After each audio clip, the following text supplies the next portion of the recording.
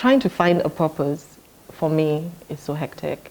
So what I try to do is I live a purposeful life. So with every single thing I do, I say to myself, what is the purpose of that? Why am I educating people? Why am I drinking a glass of wine instead of a glass of water? Why am I picking up the phone to call my siblings or my mother? Why am I taking that decision? So with every single thing I do in life, I narrow it down to the why of it. What is the purpose? So I guess my purpose will be living life purposefully versus finding that one purpose in life.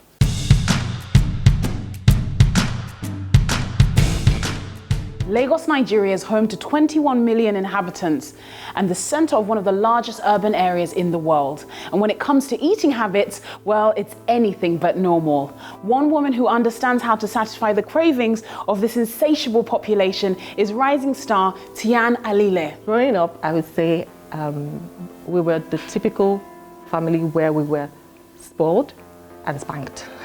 So as much as our parents spoiled us, I grew up in a family of 7, 5 children, daddy and mommy. As much as they spoiled us and gave us every single thing we wanted, they encouraged us to be creative, encouraged us to experiment, we were also spanked. There was also discipline in the house, which I would say has played a really good role in shaping myself and my siblings to where we are today. Cross between being very professional, having really, really corporate careers, and also doing things that are creative. So you were saying that discipline was one of the key traits that was in within your household. Yeah. I always have this image of you at a stove from like the age of 3. I mean, was you like that? Or did you just have a natural flair for cooking? Was that fostered by your mother or your father? You know what, if you ask my mom, she will tell you that I started off as a food critic before I became a cook. Because every single thing I ate, why is this like this? Why is this red? Why isn't this cooked? I always criticize food such that they'll make sure I eat after everybody else. Because when I say there's a problem with something, my siblings won't want to eat it. So I would say I actually started off being so curious about food. I'm one of those kids that I will go to my mom's backyard and I would pluck leaves and whatever and I would put it together and cook. I would swap, when we had chores to do, if my sisters were to sweep or if my sisters were to cook and I was to sweep, I hate cleaning. I wouldn't sweep. I'll cook instead and then we'll swap chores. So I think it's something that I've always loved to do right from when I was young. I can't exactly say when it was, but I've always been curious about food.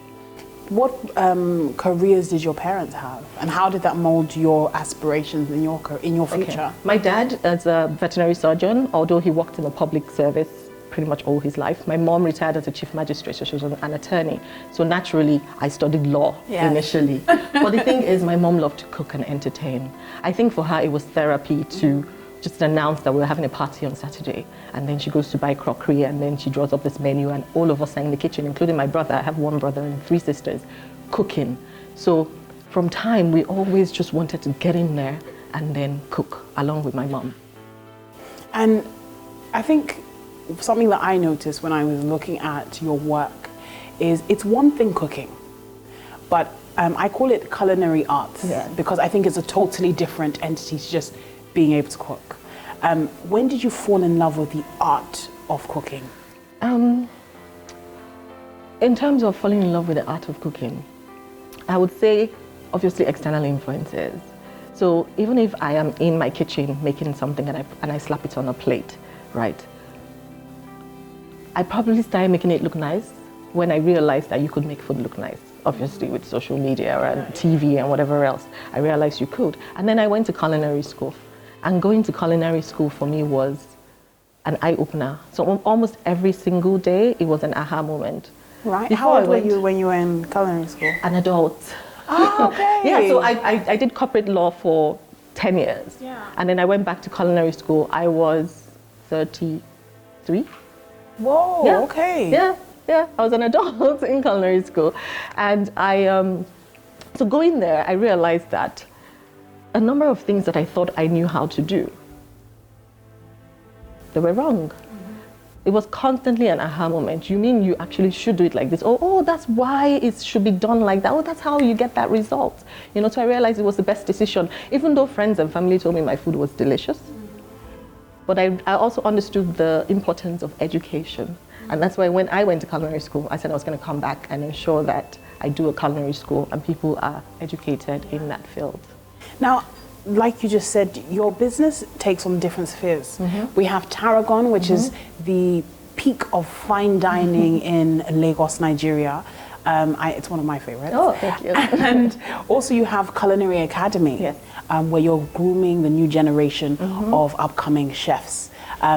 Explain to me, how did you stumble upon this entrepreneurial journey? Okay, so the thing is, like I said earlier on, I started my career as a food critic. Yes. So because there was such a huge gap in Lagos in particular, let me start with Lagos because that's where I live. There was such a huge gap between how much we're termed as the cosmopolitan city, the biggest cosmopolitan city in West Africa, and what we are getting in terms of dining. Plus, there was also an influx of a number of international brands, the hotel brands, you know. We had most of the brands coming into Nigeria, and I said to myself, how are we going to entertain the world when every time we go out to dine, there's a huge problem? And the only way I felt we could bridge that gap was to educate people. So the restaurant itself, Tarragon, is set up as a hands-on dining facility for the students. So the students who are doing their diploma program at Culinary Academy actually learn here before they go out. And my students are judged to be the best in the industry. You know, I mean, it naturally follows. So I decided to set up the culinary school. I had really great mentors from the Culinary Institute of America and from my school, L'Académie de Cuisine. Got the consultants from the CIA as well to do consultancy to set this up. It wasn't an easy journey, but then here we are. Tiyan was born in Benin City to a physician father, while her mother was a chief magistrate. After earning a bachelor's degree in law and working in business law for 10 years, she branched into the food industry in 1993. Building on her kitchen experiences with her mother, baking cakes and barbecue grills, she went back to school in 2012 to train at the Culinary Arts at the L'Académie de Cuisine.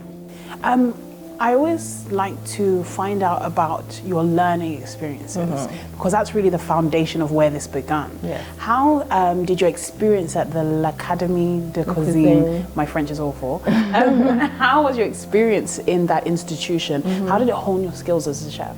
Okay, so the thing is, when I got in there, I said to my instructors, because they chatted with all of us about what you were doing here, what your purpose was, and I said to them I wanted to come back to Nigeria and do a culinary school. So with that mindset, they certainly opened the doors to me where ordinarily they wouldn't, you know. So I was getting extra mentorship and extra guidance towards my journey towards starting a culinary school. Of course, there was the deepening of my culinary knowledge because I did the advanced culinary program. But then there was also the mentorship on the business aspect that actually helps shape and mold all the decisions I had with my corporate law background. You know, because I started off with corporate law. What I was doing was I was advising people who wanted to do investments in Africa. I was building their corporate structures. I was helping them raise funds, you know. So I had that background in mind when I came back and then said, let's do the school. So with the technical skills and the business skills, merge both of them together. And it actually did go a long way. Now, when I look at the food industry in Africa, really, I mean, you're recognized globally now for the work that you're doing here. What were some of the challenges that you faced in order to rise to the peak that you've managed to attain? Every single business is challenging. Every single business, no matter what it is, even the lady who's frying akara on the streets. A big challenge for me was conquering my fears. Definitely conquering my fears. By the time I had done my feasibility and I realized I needed to raise $1 million according to the exchange rate at the time, the question was dive in head deep or not. But you know, of course I didn't have $1 million at the time. But you know, Oscar Wilde said, anyone who's living within their means lacks a clear sense of imagination. And I had a wild sense of imagination. I wanted something that I would do and it would be wild. So I think for me, I took the fear of diving in neck deep was my biggest challenge. And I took that challenge and I set it aside. I mean, it took me maybe 2 years to raise it. I thought it would be easier because that's why I was raising money for people much more than that as a corporate advisor. But I did. And then as soon as I decided I'm going to do this, I started conquering every fear that came my way, to the point where I no longer have any fears. None whatsoever. There is almost there's no obstacle that would come and I wouldn't have a quick solution or a quick get it out of the way and keep it moving. We're 6 years now. I mean, when I look, you've obviously 6 years, you've risen to the top of the dining industry on the continent, but more so as well in Nigeria. When I look at it, it's a very male-dominated space. How possible is it for a woman to achieve in business in Nigeria and then specifically in your industry? Yeah, you see, the thing is, when I started, there was no woman to look up to and say, oh, this woman is doing exactly what I want to do. I'm going to reach out to her and say, this is what I'm trying to do. Plus, unfortunately, if you reach out to that sort of person, you're seen as a competitor. Most people see me as a competitor in the industry. And because that was what the case was, most of my mentors were not even in Nigeria. I mean, I had business mentors, but mentors that would actually say to me, don't buy this pot, buy this instead. You know, don't use this curriculum, use that instead. There were none. That was a big challenge as a woman. You know what I find? I find that most of the students have graduated from Culinary Academy are women. I didn't understand it was happening until I interviewed a student and she said the reason she's coming here is because the school is owned by a woman. Yes, right. I mean, it's difficult for women to succeed in business all over the world, not just Nigeria. And honestly, women share similar difficulties with men. Yeah. That's the truth of the matter. But you know, with men, they have a brotherhood. With women, there are a number of sisterhoods, right? So I almost make an extra effort to assist women that are in this business because unfortunately, I didn't have anyone here doing what I'm doing to hold my hand or to guide me. So I do not hesitate to do that for any woman that comes my way.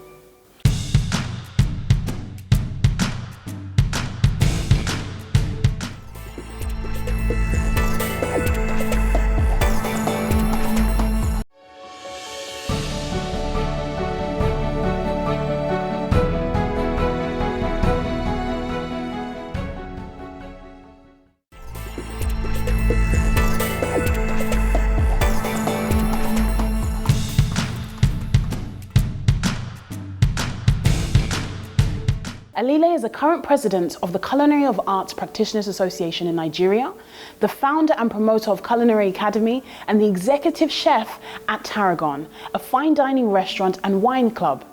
Her objective is to change and improve the standard of culinary arts education and culinary awareness globally. One of the key things I noticed when I was observing you with your students at the Culinary Academy is you do take on a very mentor type of role. How important do you feel is mentorship in building a successful business and acquiring a skill like cooking or culinary?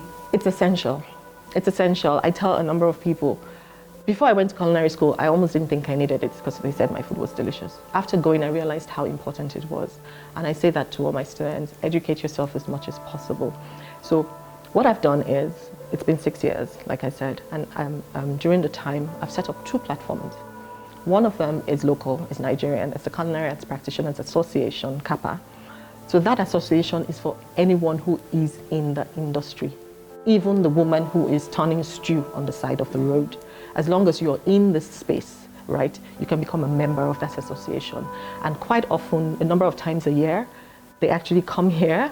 I do free mentorship sessions for them. I do free cooking demonstrations for them. I take on 1-hour mentorship. So you can actually make an appointment with me, come for a free 1-hour mentorship session, just so I can build the next generation or just give back to people what I know. The second platform is Pan-African. It's called the African Young Chefs. So every year we have a competition for young chefs from Africa. We had one last year and I said to myself, I cannot believe I'm bringing people from South Africa, from Ghana, from Kenya, from Uganda to Nigeria. We set up mentorship seminars for them, networking seminars for them. They do healthy competition, you know, and the feedback, just understanding that I'm playing globally and I'm affecting people across the continent. It was beyond my wildest dreams when I started. Beyond my wildest dreams. And it's a good thing I jumped into this business neck deep. So everything that's come my way, I've taken it on. And things that I didn't even imagine I'll be doing, you know, I'm doing it. And for me, it's all about paying it forward. Yeah. When you have an opportunity, you must take that opportunity and pay it forward, to people locally and globally. And I think you've done an amazing job at doing that. Thank you very much. And the passion that you have for the dining experience as well as good food is so apparent whenever you come visit your restaurant. But I'd like to talk more about now the lifestyle of a successful businesswoman. Now, this is an age-old debate. I ask everyone because there is a notion that a woman cannot rise to the level of success that you've achieved in business and have the rest of her life together. Right. Do you feel like a woman can have it all? Anytime this debate comes up, I never want to get involved. I try to avoid it. I love asking the question. Because my sense of having it all might be different from what other people want. Some women, most women will say having a successful career, being married and having children is having it all. I probably wouldn't say that. I probably would think differently from that. For me, having it all and being successful is very subjective. Whatever I determine is my goal. I always have tunnel vision. So what I do is I narrow it down to small wins. If this is what I intend to achieve, I have tunnel vision, I achieve it. For that moment, I have it and I'm happy. If this is what I intend to achieve and I keep moving on to the next small wins. Some women claim to have it all. I don't even know what all of it is. I don't know what all of it is. My all might not be your all, you know. So what I do is I narrow it down to small successes, small wins, and just making sure as a human being, I'm exuding the sort of energy that people would want to be around. And I don't know if I can ever have it all, but at every point in time, I want to find myself in a place of complete joy and peace of mind. I'm over here, don't worry. When Tiyan Alile is not cooking exquisite meals, writing or teaching and inspiring young chefs, she's busy dedicating her time to humanitarian work. Her passion is to empower young Nigerians to learn about the fine detail of culinary dining and to turn Nigeria into the gastronomic capital of Africa. But when I look at your job, your experience, the way in which you've managed to build an institution to help the new generation, but also carry out what you love, it's goals for me because I love food. What would be your advice to young entrepreneurs that want to be just like you when they grow up? What would be your advice? What would be your guiding key points? What I tell most people is when they come to me and they say they want to do this, ask a couple of questions. How badly do you want to do it? How afraid of it are you? And then when I get those two answers, I want it so badly. And then sometimes the second question throws them off. Are you afraid?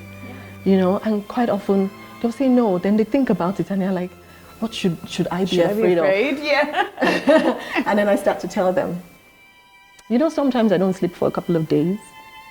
Sometimes I'm on my feet for 22 hours. Sometimes I'm crying because my bank balance is zero.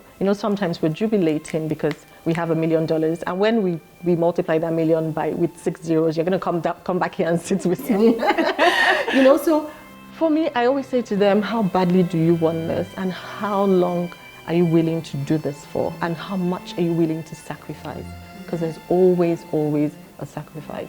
When you think about all of that, think about how much you can educate yourself and arm yourself with the power that knowledge gives. Because you need to be knowledgeable about your business. You would learn along the way, but you need to arm yourself with the power of knowledge. It governs ignorance, regardless of what everybody says. And when you've armed yourself with the power of knowledge, find yourself a mentor that will guide you along the way. And then overcome your fears. Overcome your fears. You are the one who has grown those fears in your mind, so you can actually take them, tear them apart, and forge ahead. Anybody can be successful and anybody can achieve whatever they want to achieve, That's the best advice I can give. I love it. I'm like eating it. And when I know you started Tarragon and Culinary Academy with a vision, what would you say the next stage of that vision looks like for you?